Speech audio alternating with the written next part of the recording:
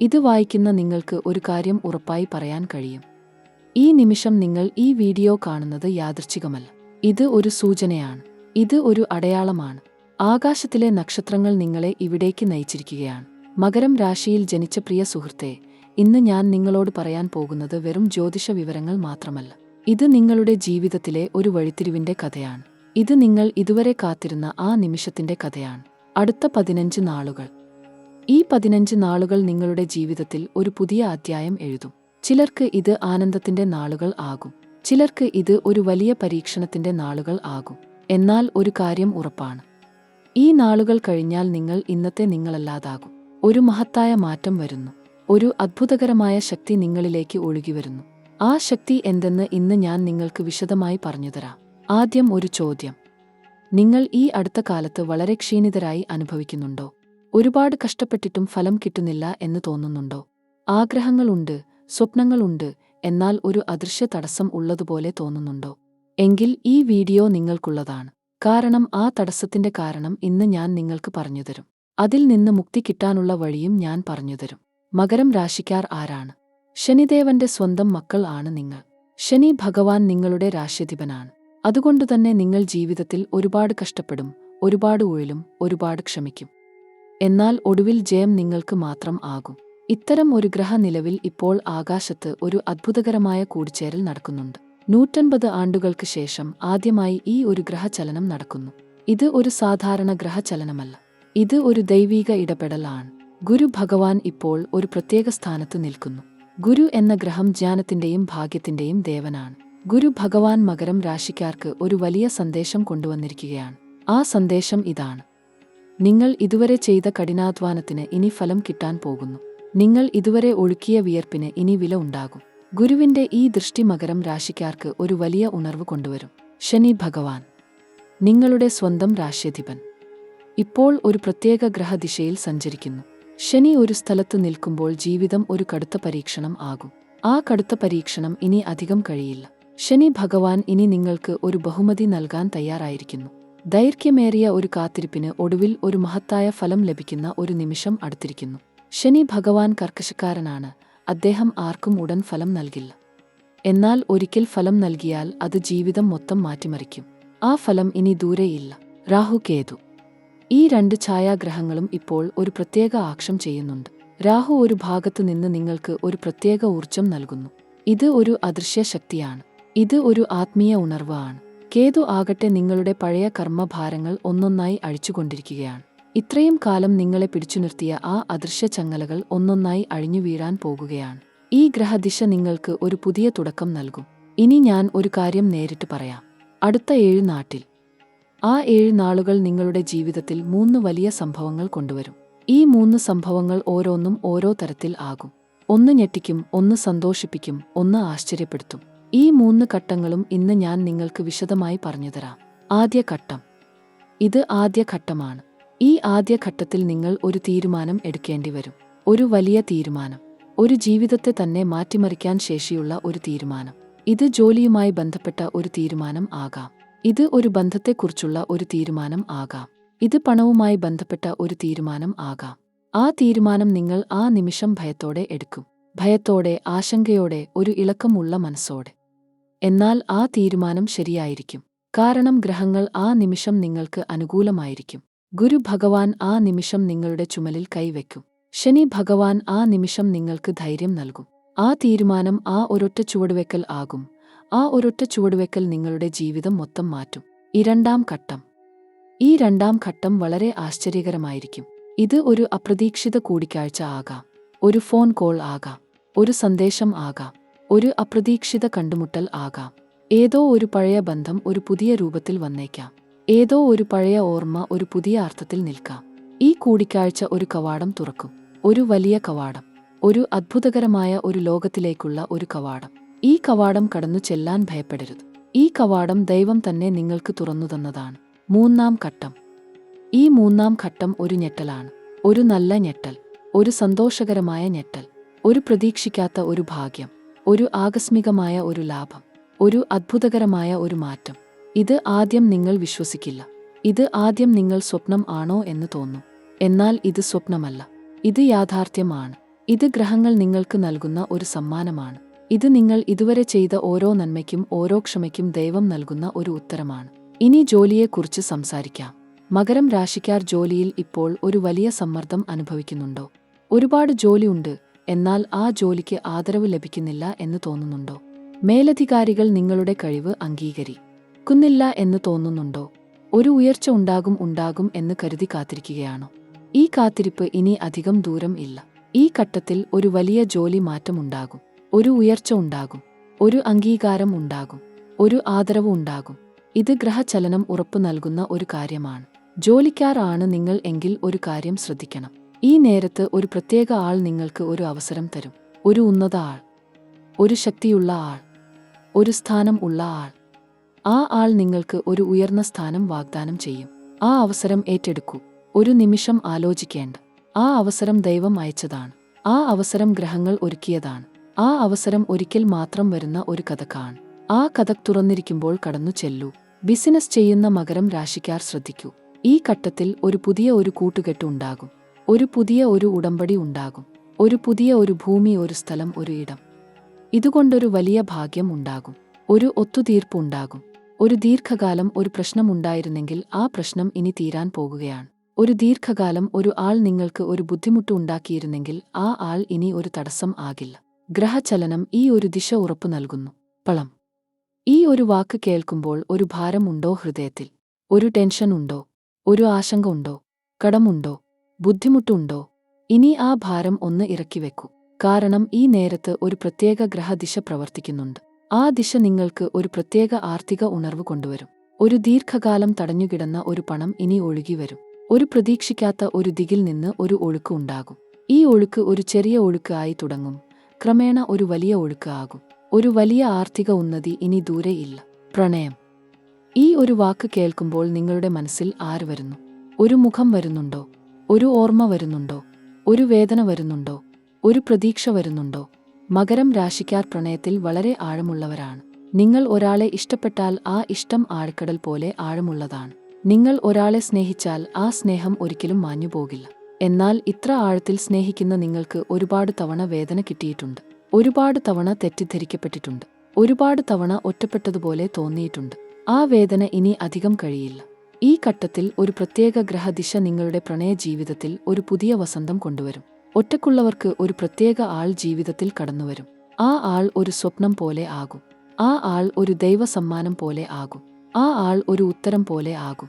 ഒരുപാട് കാലം ഒരുമിച്ചിരിക്കുന്നവർക്ക് ആ ബന്ധം ഒരു പുതിയ ആഴം ആർജിക്കും. ഒരു പഴയ അകൽച്ച ഇനി ഇല്ലാതാകും. ഒരു പഴയ ഭിന്നത ഇനി അലിഞ്ഞുപോകും. ഒന്നിച്ചിരിക്കുന്ന ആ ഇരു ഹൃദയങ്ങൾ ഇനി ഒരേ താളത്തിൽ മിടിക്കും. വിവാഹം. വിവാഹം ഒരു ദൂരത്ത് ഉണ്ടെന്ന് തോന്നുന്ന മകരം രാശിക്കാറുണ്ടോ? ഒരുപാട് കാലമായി ആ ഒരൊറ്റ ആഗ്രഹം ഹൃദയത്തിൽ കൊണ്ടുനടക്കുന്ന ഒരു ആൾ ഉണ്ടോ?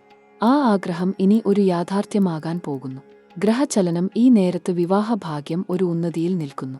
ഒരു ദീർഘകാലം ഒരു തടസ്സം ഉണ്ടായിരുന്നെങ്കിൽ ആ തടസ്സം ഇനി ഒഴിഞ്ഞുപോകും.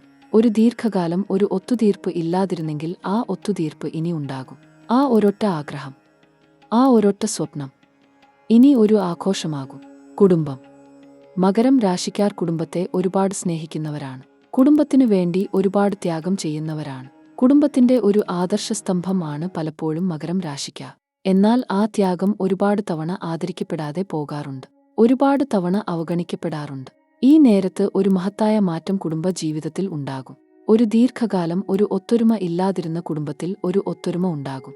ഒരു ദീർഘകാലം ഒരു പ്രശ്നം ഉണ്ടായിരുന്ന ഒരു ബന്ധം ഇനി ശരിയാകും.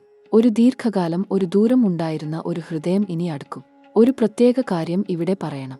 ഈ നേരത്ത് നിങ്ങളുടെ കുടുംബത്തിൽ ഒരു ഉത്സവ അന്തരീക്ഷം ഉണ്ടാകും. ഒരു സന്തോഷ വാർത്ത ഉണ്ടാകും. ഒരു ആഘോഷം ഉണ്ടാകും. ഒരു കൂടിവരൽ ഉണ്ടാകും. ദൂരത്ത് ഉള്ളവർ അടുക്കും. അടുത്തു ഉള്ളവർ ഒരു ഒത്തൊരുമ അനുഭവിക്കും. ഈ ഒരു സന്തോഷം ഒരു ദൈവ അനുഗ്രഹമാണ്. ഈ ഒരു സന്തോഷം ഒരു ഗ്രഹദൈവ സമ്മാനമാണ്. ആ സന്തോഷം നിറഞ്ഞ മനസ്സോടെ ആഘോഷിക്കൂ. ആരോഗ്യം. ഈ ഒരു വാക്ക് വളരെ പ്രധാനമാണ്. കാരണം ഈ ഘട്ടത്തിൽ ഒരു ചെറിയ ശ്രദ്ധ ആരോഗ്യത്തിൽ ആവശ്യമുണ്ട്. ഗ്രഹചലനം ഈ നേരത്ത് ഒരു ചെറിയ ക്ഷീണം ഉണ്ടാകാൻ സാധ്യതയുണ്ട് എന്ന് സൂചിപ്പിക്കുന്നു. ഒരു ചെറിയ ശരീരവേദന ഉണ്ടാകാം. ഒരു ചെറിയ ഉറക്കക്കുറവ് ഉണ്ടാകാം. ഇതൊക്കെ ഒരു ചെറിയ ഓർമ്മപ്പെടുത്തലാണ്. ഗ്രഹങ്ങൾ നിങ്ങളോട് പറയുകയാണ്, ഒന്ന് നിർത്തൂ, ഒന്ന് ആശ്വസിക്കൂ, ഒന്ന് നിങ്ങൾക്ക് വേണ്ടി ജീവിക്കൂ എന്ന്. ഈ ഓർമ്മ ശ്രദ്ധിക്കൂ, ഈ ഓർമ്മ അനുസരിക്കൂ. ഈ നേരത്ത് ഒരു ചെറിയ ഒരു ശ്രദ്ധ, ഉദരം, ഇടുപ്പ്, ഒരു ചെറിയ ഒരു ജ്വരം, ഇതൊക്കെ ഉണ്ടാകാൻ സാധ്യതയുണ്ട്. ഒരു ഡോക്ടറെ കൊണ്ടു കാണൂ. ഒരു ആയുർവേദ ചികിത്സ ആരംഭിക്കൂ. ഒരു ചെറിയ ഒരു ഭക്ഷണക്രമം ശ്രദ്ധിക്കൂ. ഒരു ചെറിയ ഒരു വ്യായാമം ആരംഭിക്കൂ. ഈ ഒരു ചെറിയ ഒരു ശ്രദ്ധ നിങ്ങളുടെ ആരോഗ്യം ഒരു ഉന്നതിയിൽ കൊണ്ടുചെല്ലും. ഒരു ആരോഗ്യകരമായ ശരീരത്തിൽ ഒരു ആരോഗ്യകരമായ മനസ്സ് ആകും. ഒരു ആരോഗ്യകരമായ മനസ്സിൽ ഒരു ആരോഗ്യകരമായ ആത്മാവ് ആകും. പഠനം. വിദ്യാഭ്യാസം ചെയ്യുന്ന മകരം രാശിക്കാരുണ്ടോ? ഒരു പരീക്ഷ അടുത്തുണ്ടോ? ഒരു ഫലം അടുത്തുണ്ടോ? ഒരു പ്രവേശന പരീക്ഷ ഉണ്ടോ? ഒരു ഉന്നത പഠന അവസരം ആഗ്രഹിക്കുന്നുണ്ടോ? ഈ ഘട്ടത്തിൽ ഗ്രഹദിശ നിങ്ങളുടെ ബൗദ്ധിക ശക്തി ഒരു ഉന്നതിയിൽ നിൽക്കുന്നു. ഒരു കഠിനമായ ഒരു വിഷയം ഈ നേരത്ത് എളുപ്പത്തിൽ മനസ്സിലാകും. ഒരു ദീർഘകാലം ഒരു ആശ്ചര്യം ആയി തോന്നിയ ഒരു കാര്യം ഇനി ഒരു ലഘൂകരണം ആകും. ഒരു നല്ല ഫലം ഉണ്ടാകും. ഒരു നല്ല മാർക്ക് ഉണ്ടാകും. ഒരു നല്ല ഒരു ഭാവി ഉണ്ടാകും. വിദേശ അവസരങ്ങൾ. വിദേശത്ത് പോകണം എന്ന ആഗ്രഹമുണ്ടോ? ഒരു ദൂരദേശത്ത് ഒരു ജോലി ആഗ്രഹിക്കുന്നുണ്ടോ? ഒരു ഉന്നത പഠനം വിദേശത്ത് ആഗ്രഹിക്കുന്നുണ്ടോ? ഈ ഗ്രഹദിശ ഒരു വലിയ ഒരു വിദേശ അവസരം കൊണ്ടുവരാൻ ശേഷിയുള്ളതാണ്. ഒരു ദീർഘകാലം ഒരു വിദേശ വിസ തടഞ്ഞു കിടന്നിരുന്നെങ്കിൽ ആ വിസ ഇനി ലഭിക്കും. ഒരു ദീർഘകാലം ഒരു ഒരുക്കം ഉണ്ടാക്കിയ ഒരു ആൾ ഉണ്ടെങ്കിൽ ആ ഒരുക്കം ഇനി ഒരു ഫലം നൽകും. ആ ദൂരദേശം ഇനി ദൂരെയില്ല. ആ ദൂരദേശം ഇനി ഒരു ഒരുക്കമാണ്. ആത്മീയ വളർച്ച. ഈ ഗ്രഹദിശ ഒരു ആഴമായ ഒരു ആത്മീയ ഉണർവ് കൊണ്ടുവരും. ഒരു ദൈവ ദർശനം ഉണ്ടാകാം. ഒരു ദൈവ അനുഭവം ഉണ്ടാകാം. ഒരു ദൈവ ഇടപെടൽ ഉണ്ടാകാം. ഈ നേരത്ത് ഒരു ദൈവക്ഷേത്രം സന്ദർശിക്കൂ. ഒരു ദൈവമന്ത്രം ജപിക്കൂ. ഒരു ദൈവഭക്തിയിൽ ആഴ്ന്നിറങ്ങൂ. ഈ ആത്മീയ ഉണർവ് നിങ്ങളുടെ ജീവിതത്തിൽ ഒരു പ്രകാശം കൊണ്ടുവരും. ഒരു ആന്തരിക ശക്തി ഉണ്ടാകും. ഒരു ആന്തരിക ശാന്തി ഉണ്ടാകും. ഒരു ആന്തരിക ദൃഢത ഉണ്ടാകും. ഒരു പ്രത്യേക കാര്യം ഇവിടെ ഞാൻ പറയണം. ഈ നേരത്ത് ഒരു ദൈവ സ്വപ്നം നിങ്ങൾക്ക് ഉണ്ടാകാം.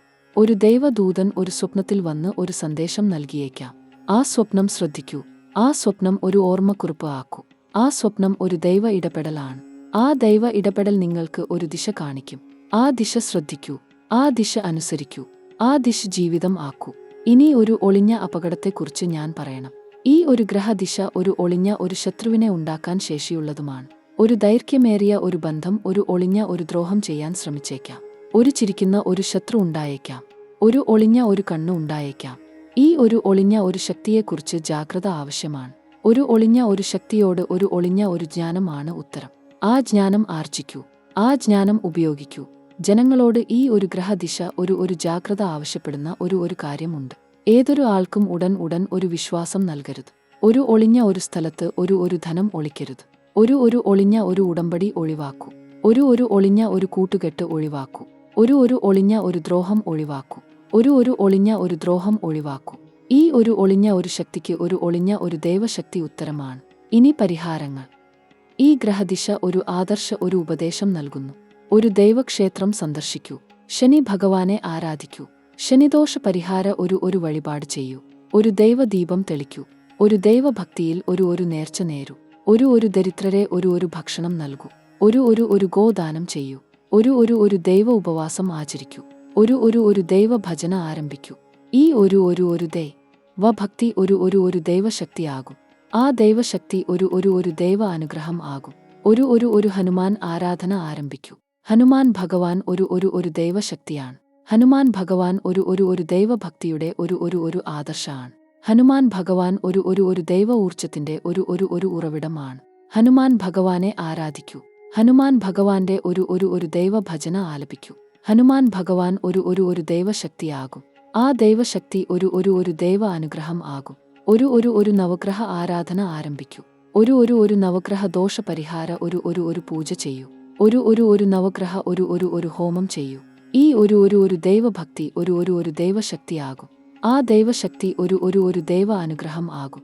ആ ദൈവ അനുഗ്രഹം ഒരു ദൈവ സംരക്ഷണം ആകും. ഇനി ഞാൻ ഒരു അത്ഭുതകരമായ ഒരു കാര്യം പറയണം. 150 ആണ്ടുകൾക്ക് ശേഷം ആദ്യമായി ഒരു ഗ്രഹ ദൈവ ചേർക്കൽ ഉണ്ടാകുന്നു. ഈ ഒരു ഗ്രഹ ദൈവ ചേർക്കൽ ഒരു ദൈവശക്തിയുടെ ഒരു ഉറവിടമാണ്. ഈ ഒരു ഗ്രഹ ദൈവ ചേർക്കൽ ഒരു ദൈവ അനുഗ്രഹത്തിന്റെ ഒരു ഉറവിടമാണ്.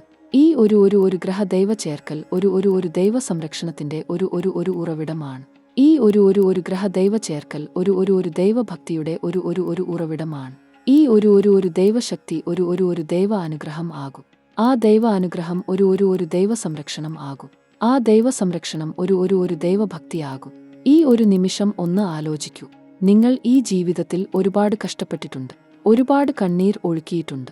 ഒരുപാട് രാത്രി ഉറക്കമില്ലാതെ കഴിഞ്ഞിട്ടുണ്ട്. ഒരുപാട് പ്രഭാതം ഒരു ഭാരമായ ഹൃദയവുമായി ഉണർന്നിട്ടുണ്ട്. ആ ഓരോ കണ്ണീർ തുള്ളിയും ദൈവം കണ്ടിട്ടുണ്ട്. ആ ഓരോ ഉറക്കമില്ലാത്ത രാത്രിയും ഗ്രഹങ്ങൾ അറിഞ്ഞിട്ടുണ്ട്. ആ ഓരോ ഭാരമായ പ്രഭാതവും ആകാശം തന്നെ ഓർത്തിട്ടുണ്ട്. ഇനി ആ ഭാരം ഇറക്കിവെക്കേണ്ട നേരം ആയിരിക്കുന്നു. ഇനി ആ കണ്ണീർ ഒരു ആനന്ദ കണ്ണീരാകേണ്ട നേരം ആയിരിക്കുന്നു. ഇനി ആ ഉറക്കമില്ലാത്ത രാത്രി ഒരു ആരമായ ശാന്തിയിൽ ഉറങ്ങേണ്ട നേരം ആയിരിക്കുന്നു. അടുത്ത 15 നാളുകൾ. ഈ 15 നാളുകൾ ഒരു ദൈവ ഉപഹാരമാണ്. ഈ 15 നാളുകൾ ഒരു ദൈവ ഇടപെടലിന്റെ നാളുകളാണ്. ഈ 15 നാളുകൾ ഒരു ദൈവ അനുഗ്രഹത്തിന്റെ നാളുകളാണ്. ഈ നാളുകളിൽ ഒരു കാര്യം ഓർക്കൂ. ഭയപ്പെടരുത്, ആശ്ചര്യപ്പെടരുത്, സംശയിക്കരുത്. ദൈവം നിങ്ങൾക്ക് ഒരു വഴി കാണിക്കും. ആ വഴി ആദ്യം ഒരു ഇടുങ്ങിയ വഴി ആകാം. ആ വഴി ആദ്യം ഒരു ഇരുണ്ട വഴി ആകാം. എന്നാൽ ആ വഴിയുടെ അവസാനം ഒരു ഉജ്ജ്വലമായ പ്രകാശമുണ്ട്. ആ പ്രകാശം ഒരു ദൈവപ്രകാശമാണ്. ആ പ്രകാശം ഒരു ദൈവശക്തിയാണ്. ആ പ്രകാശം ഒരു ദൈവസ്നേഹമാണ്.